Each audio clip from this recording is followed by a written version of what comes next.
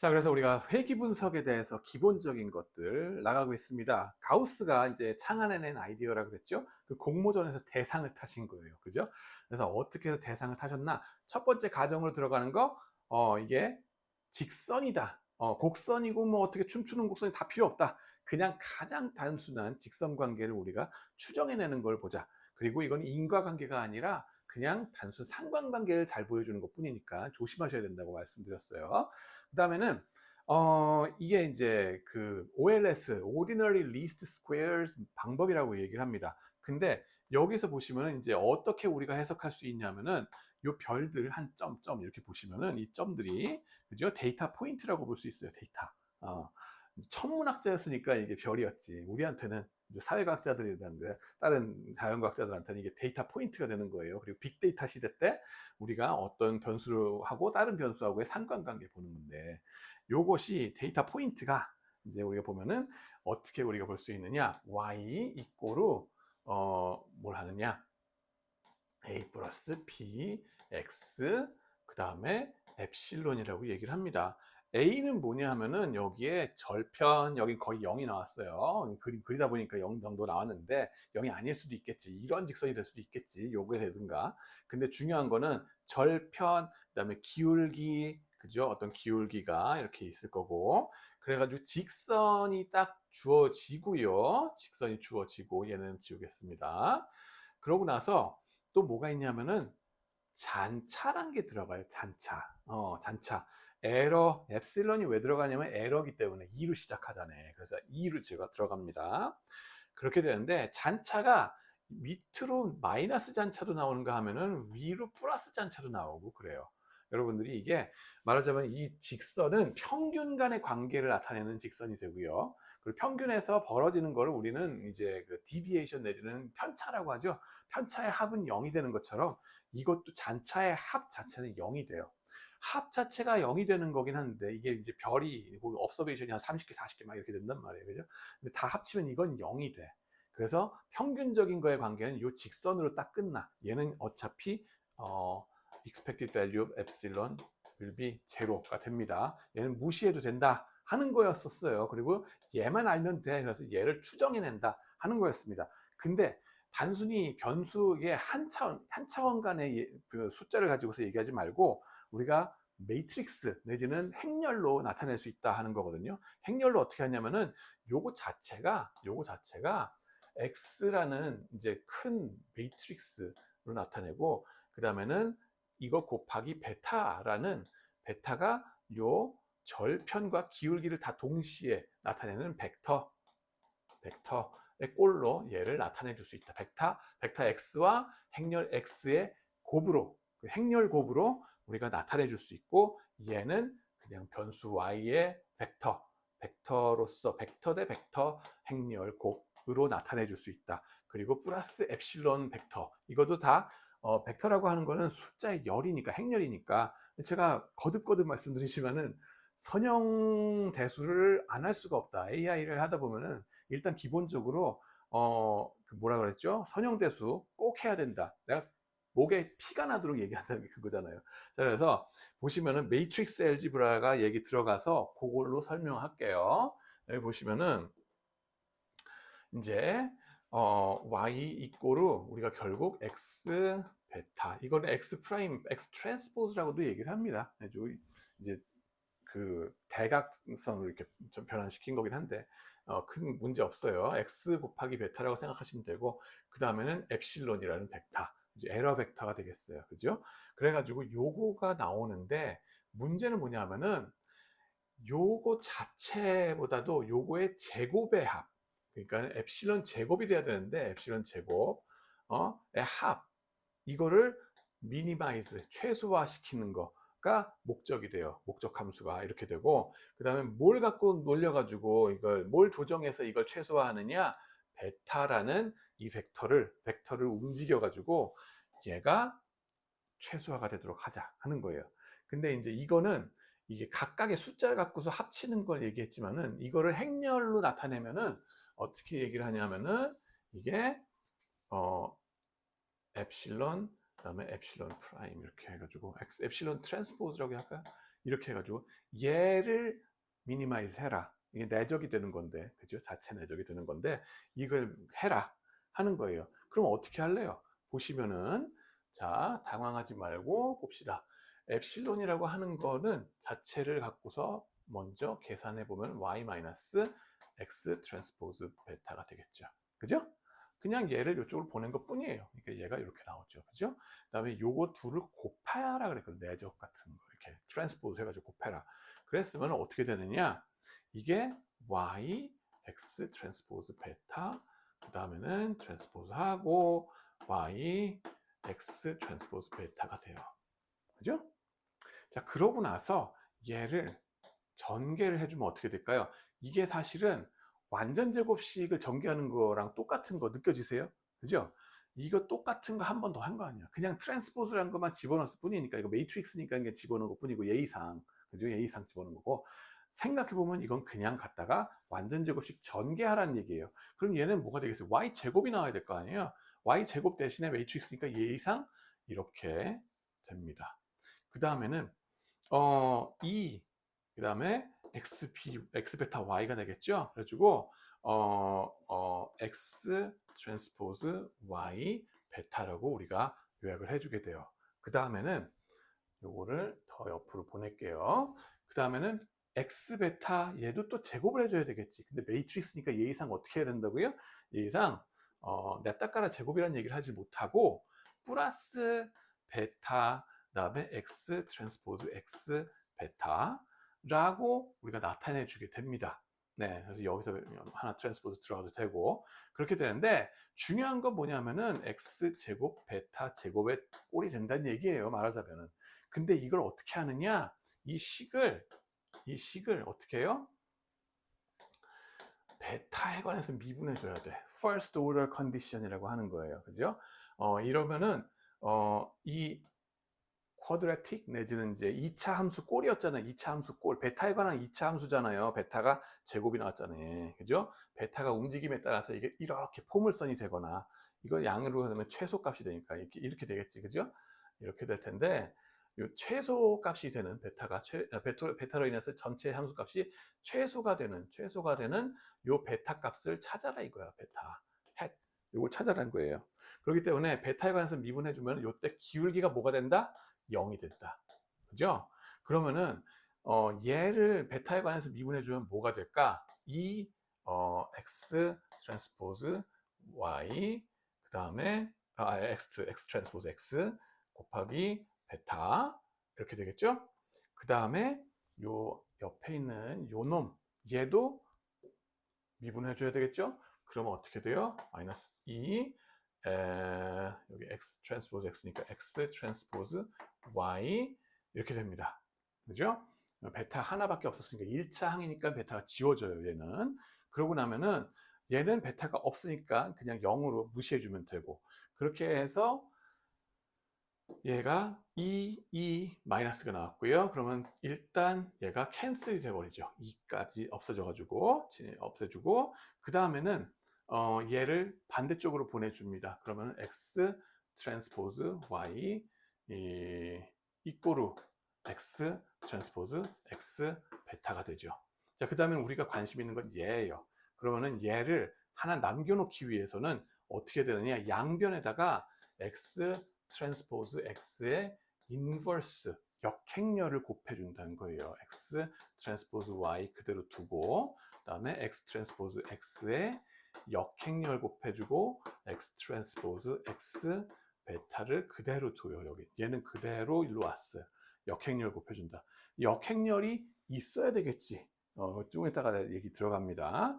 그렇게 해서 이게 보면은 베타 헷 추정치는 이 옵티멀 솔루션, 최적화의 결과가 된다. 우리가 밥 먹듯이 최적화 얘기를 하잖아요. AI에서. 그게 바로 이겁니다. 그 중에 하나가.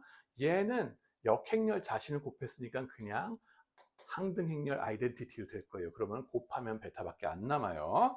그 다음에 좌변이 뭐였어요? 저쪽에 보시면은 x 트랜스포즈 x의 인버스 x 트랜스포즈 y가 됩니다.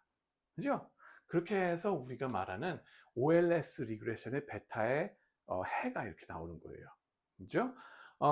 그렇게 하고 보면은 이게 어떤 형식의 느낌이 나오냐면요. 이게 사실은 역행렬로 간다는 거는 그냥 1차원적인 숫자 같으면은 이게 x제곱 분모로 빠지고 이거 xy 이게 분자로 가는 그런 형태의 것이 좀 해석이 될 수 있어요. 완전히 똑같다는 얘기는 아니지만 그런 느낌이다 라고 보시면 됩니다.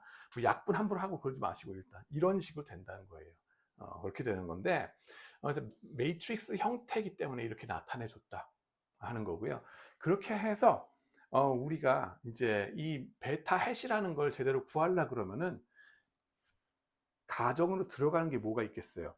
역행렬이 나와야 돼. 이 x 트랜스포즈 x라고 하는 게. 그러려면 어떤 성질이 있어야 되느냐? 얘가 풀 랭크여야 된다. x의 설명 변수끼리는 서로 간에 어떠한 리니어 컨비네이션이면 안 된다. 선형 결합성이면 안 된다. 선형 결합이 되는 순간 얘가 역행렬이 없어져 버려요. 이게 나눗셈이 안 돼. 말하자면은 요 분모로 내려갈 때 분모가 0이면 안 되잖아. 그런 것처럼 여기서 디터미넌트 내지는 행렬식 자체가 0이 되면 안 되는 그런 이건 문과적인 해석입니다만은 그런 식으로 우리가 역행렬이 꼭 있어야 된다 하는 조건이 들어가요. 그렇기 때문에 우리가 이제 AI 시대 때 회귀 분석을 한다 어쩐다 했을 때 설명 변수로 들이대는 거 걔네들 간의 독립성이 있어야 된다. 그게 중요한 가정 중에 하나다 하는 겁니다. 그 다음에는 우리가 OLS를 할 때에, 그죠? 이 Ordinary Least Squares 이걸 할 때에 우리가 들어가는 가정이 몇 가지 더 있습니다. 첫 번째가 선형성이라 그랬죠? 선형성. 두 번째가 얘가 풀 랭크여야 된다라고 우리는 전문적인 용어로 얘기를 합니다. 선형 독립. X 변수들 간에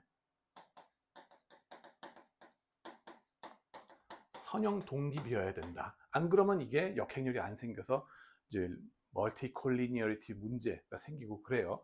이게 뭐 스탠다드 에러가 갑자기 확 줄어들고 막 T스탯이 폭발하고 난리가 납니다. 코에피션트 자체도 이상해지고 그게 말하자면은 이게 분모가 0이 돼 버리면은 뭐 온갖 사고가 다 나는 것과 똑같은 상황이 된다라고 보시면 됩니다. 그 다음에는 또 전제로 들어가는 게 뭐가 있냐 하면은 X 변수들, 설명 변수들은 어떤 픽스드로 컨스턴트로 쫙 내려가는 하나밖에 없거나 그러니까 변하지 않는 거거나 아니면은 다른 랜덤한 변수들로 갖다가 집어넣어야 되거나 모델이 딱 이 설명하는 이 y 변수를 완벽하게 설명하는 이 x 변수들이 주어져야 된다. 모델 스페시피케이션이 다 정해져 있어야 된다 하는 거고요. correctly specified 돼야 된다 하는 거고 exogeneity of the independent variable이라고 하는 얘기하고 있는데 또 그건 뭐냐면은 이 설명 변수가 외생 변수의 외생 그죠? 설명 변수 이게 외생적이어야 된다. 설명 변수가 이게 어떤 시스템 안에서 최적화를 하다 보니까 선택해서 자의적으로 딱 선택해서 가질 수 있는 그런 변수면 안 된다 하는 거예요. 이게 무슨 소리냐면은 번개 치는 것처럼 그죠? 번개 치는 거 꽈라랑 치는 거 우리 마음대로 치게 만들 수가 없잖아요. 번개 치거나 지진이 일어나거나 지진 같은 건 우리 경제 시스템에서 완전 외생적인 변수잖아요. 뭐 그 일본에서 저기 후쿠시마 원전 사고 났던 거 그거 쓰나미 일구 지진 일구 이런 것들 이런 거는 우리나라 혹은 뭐 우리나라 경제 혹은 세계 경제가 어떤다고 해서 쓰나미가 더 일어나고 덜 일어나고 이런 거 아니잖아요. 그리고 또 우리나라에서 보면은 북한에서 뭐 어떻게 뭐 원자력 뭐 그걸 뭐 그 실험을 하고 아니면 미사일 쏘고 어쩌고 하는 거는 우리나라의 주식시장하고는 상관이 없는 외생적인 변수잖아요. 그런 식으로 바깥에서 그냥 번개 치듯이 우리가 컨트롤할 수 없는 그런 외생적인 변수들이 들어가 있어줘야 된다 하는 거가 되겠고요. 우리가 그 합리적인 의사결정에 의해서 그 최적화의 선택 결과 나오는 그런 거를 갖다가 여기에 X 설명 변수를 집어넣으면 안 된다 하는 겁니다. 예. 실험실의 쥐들로 생각하면 그래요. 실험실의 쥐들. 보시면은 우리가 생물학 실험할 때는 외생적으로 우리가 갖다가 약을 주사를 하잖아요. 100마리의 쥐들이 이렇게 있으면은, 그죠? 쥐들이 이렇게 있으면은, 얘네들 이렇게 우리가 얘 잡고 쟤 잡고 주사를 놔줘요. 얘는 안 놔줘. 랜덤하게 우리가 막 하는 거 아니에요. 그죠? 엑소제너스하다고 이 쥐들의 생태계에서 쟤네가 컨트롤 할 수 없이 지네가 선택해서 달려와가지고 나 여기가 간지럽고 L이니까 주사 한 방 놔줘. 이렇게 해가지고 쥐가 선택해서 주사 맞는 거 아니잖아요. 그죠? 그냥 실험자가 냅다 깔아 너 일로 와, 너 일로 와 해가지고 그냥 랜덤하게 잡아서 집어넣는 거란 말이에요. 그죠? 그게 엑소제나이티라는 얘기예요. 그래서 이제 사실 문과생들도 제가 늘 말하는 거가 생물학 실험 같은 거를 좀 우리가 수업을 들어봐야 된다. 우리가 그게 없어가지고 이 엑소제나이티라는 데에 있어서 상당히 고전을 면치 못합니다. 이게 왜 중요하냐면은 이제 취직해가지고 여러분들이 이제 학생들이 무슨 뭐 토스뱅크든지 뭐 쿠팡 뭐 여러 가지 회사들 들어가잖아요. 당근마켓이든 그런 데 가서 사회 실험적인 걸 해야 돼. 사회 실험적인 걸 할 때 걸리는 게 뭐냐면은 엑소제너스하게 이 어떤 약을 이 소비자 저 소비자한테 딱 찍어서 줄 거냐 그 선택해가지고 이게 랜덤 선택을 해가지고 엑소제너스하게 딱 줘야 되는데 그러지 않고 이 소비자가 스스로 선택해서 뭘 하게 하는 그런 변수들이 되게 많거든요. 그 트리트먼트 이펙트나 뭐 이런 거에 있어서 문제가 생기는데 그런 걸 우리가 대학에서 제대로 가르쳐야 돼요. 이걸 옛날엔 대학원에서 가르쳤는데 이제는 학부에서 그걸 가르쳐서 내보내야 된다고. 그러기 때문에 학부에서도 이제는 이과 수학을 시켜야 되고 제가 이 비디오도 찍는 겁니다. 그래서 이제 그런 점들도 아셨으면 좋겠습니다. 엑소제너스, 외생적으로 해야 된다. 이 쥐들 기억하시기 바라고요. 그 다음에는 또 이제 assumptions of OLS를 보면은 이게 한 두세 가지 더 들어갑니다. 선형 회귀 분석에 있어서 homoscedasticity라는 가정이 들어가요. 뭐냐 하면은 여기에서 가우스가 만들었다 그랬잖아요. 가우스가 만드는데 여기에서 요게 보면은 잔차들이 위로 아래로 뾰족뾰족 나오잖아요. 잔차들. 이건 제가 컬러를 바꿔서 설명을 해볼게요. 요걸로 설명을 해볼까? 요걸로 할까? 네, 좋습니다. 잔차가 일로 나오고 절로 나오고 절로 나오고 절로 나오고 막 이렇게 되는데 잔차들이 합치면은 0이 되지만은 그 분산은 좀 있잖아요. 양이잖아요. 그죠? 양수잖아요. 제곱이니까 분산은.